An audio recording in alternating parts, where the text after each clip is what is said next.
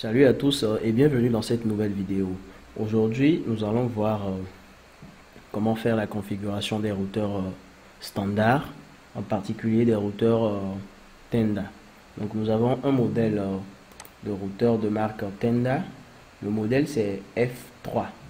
Donc pour ce modèle, nous avons des informations à l'arrière de notre routeur, en particulier l'adresse IP. Donc voilà comment le routeur se présente, et voilà ici un exemple de branchement que nous pouvons utiliser spécialement pour des routeurs particuliers. Donc pour commencer, nous allons mettre notre routeur sous tension, et une fois que nous allons le mettre sous tension, nous allons le démarrer. Et vu que nous avons un routeur de marque Tenda, nous allons essayer de voir parmi nos recherches de réseau Wi-Fi, on va faire une petite recherche de réseau Wi-Fi. Et là, on peut facilement identifier un réseau Wi-Fi qui portera le nom Tenda.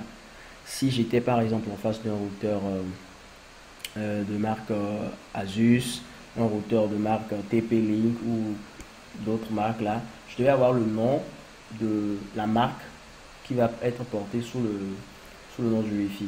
Donc ici, nous avons un routeur de marque Tenda, donc par conséquent, nous avons un point d'accès qui a été créé sous le nom de Tenda.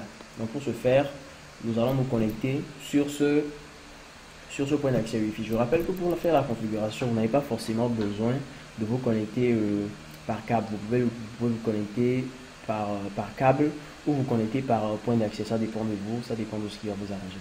Mais dans mon cas ici, moi je vais me connecter par le point d'accès. Donc je clique juste dessus et je vais me connecter. On attend un tout petit peu le temps que ça se connecte. Voilà.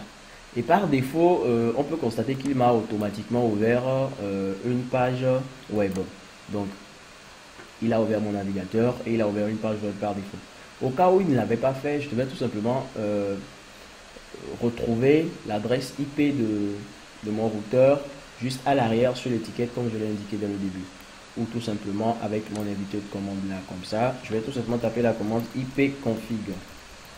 Et lorsque je tape ipconfig, je pourrais tout simplement facilement retrouver l'adresse IP là, juste là, 192.168.0.1. Et lorsque j'ai l'adresse IP comme ça, je tape l'adresse dans mon navigateur, 192.168.0.1, là, comme ça. Donc je vais pouvoir également avoir accès à la page. Généralement, la plupart des routeurs nous présentent une interface avec un langage en anglais, donc c'est le moment de se familiariser en même temps avec les expressions. Ok. Maintenant, pour mon routeur ici, moi je vais décider de le configurer en répéteur. Donc un routeur principal. Et ici, il va me permettre de pouvoir amplifier un signal Wi-Fi qui est un peu faible dans ma zone actuellement, par exemple. Donc c'est ce que le mode répéteur permet de faire. Donc là, ici, actuellement, je suis en face d'une interface sur laquelle je suis appelé à d'abord choisir le type de connexion, c'est-à-dire en particulier le type d'adresse. Mais moi ici, je vais prendre l'adresse, le Dynamic IP Address, qui va me permettre de faire fonctionner le serveur DHCP. Ensuite, par rapport au nom du Wi-Fi, il me propose en même temps automatiquement un réglage basique. Mais moi, je vais laisser tomber. Je vais tout simplement cliquer sur OK. Et le routeur va fermer la page, il va sauvegarder. Ensuite, il va m'ouvrir correctement la fenêtre la plus importante. Et ici, j'ai 1, 2, 3, 4, 5, 6, 7 et 8 paramètres essentiels dans la zone de gauche ici. Et premièrement, avec statut par exemple, on peut constater que notre routeur se retrouve juste là au milieu, Internet à gauche et les autres équipements à droite.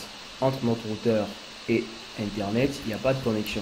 Donc actuellement, nous n'avons pas de connexion Internet sur notre routeur.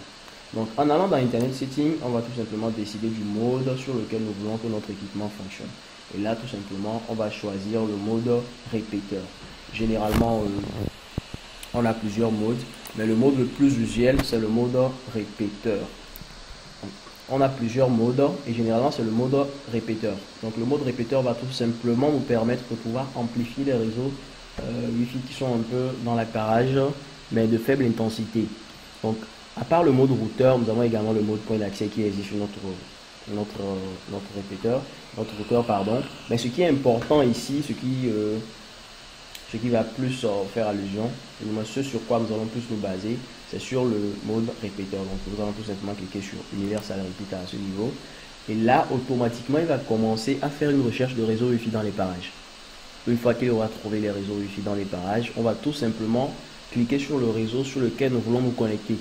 Et une fois que nous cliquons sur le réseau en particulier, moi je vais répéter TRT Wi-Fi par exemple là, je clique dessus et automatiquement il me demande d'entrer le mot de passe du TRT Wi-Fi. Je rappelle que si vous n'entrez pas le bon mot de passe, vous n'aurez pas forcément, vous ne pouvez pas avoir accès. Vous ne pouvez pas avoir accès. Donc c'est très impératif de pouvoir respecter le bon mot de passe. Et une fois que nous le faisons, il va redémarrer. Donc on patiente un tout petit peu le temps qu'il redémarre. Donc une fois qu'il a redémarré, nous allons tout simplement nous reconnecter là-dessus. Et voilà. Et une fois que nous sommes reconnectés là-dessus, nous allons pouvoir vérifier dans l'onglet statut ici que notre routeur maintenant actuellement au beau milieu là est vraiment connecté au routeur principal TRT et la connexion est vraiment effectuée avec succès. Maintenant là, nous avons une nouvelle adresse IP que le routeur a finalement obtenue depuis le routeur principal, qui est 192.168.1.64. Donc désormais, si nous voulons avoir accès à notre routeur, nous allons tout simplement utiliser cette adresse là dans la barre de navigation. Donc il ne nous reste plus qu'à changer le nom du Wi-Fi, ainsi ensuite protéger la page d'administration parce que c'est très important dans les protocoles de sécurité. Donc dans Internet Setting là, on a pu modifier le mode d'utilisation de notre routeur. Dans Wireless Setting désormais, nous allons pouvoir changer le nom de notre Wi-Fi. Donc là, nous allons lui donner un nom quelconque. Donc là, moi je vais lui donner donc là dans l'onglet Wireless Setting, j'aurai la possibilité de lui donner un nouveau nom de Wi-Fi. Là moi je vais tout simplement lui donner TRT. Voilà. Et pour lui donner un nom également, je vais lui donner un nom quelconque, un mot de passe pardon.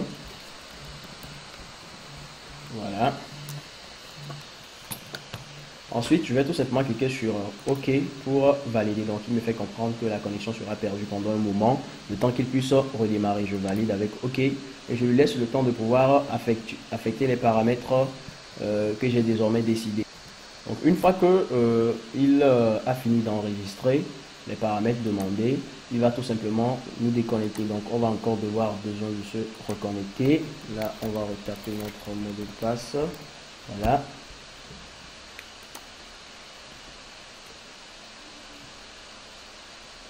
Et voilà, donc nous sommes désormais connectés et nous pouvons facilement avoir accès à Internet. Je sais pas, je vais vérifier. Voilà.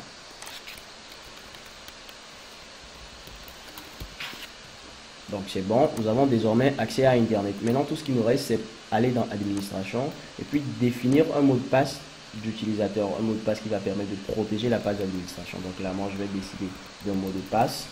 Ensuite, je vais confirmer le mot de passe. Voilà. Et donc, désormais, une fois que je vais appliquer, je serai maintenant en mesure, je serai obligé à chaque fois que je veux me connecter en tant qu'administrateur pour modifier les paramètres, je serai obligé de pouvoir taper d'abord le mot de passe. Et si je n'ai pas le bon mot de passe, je ne pourrai pas le faire.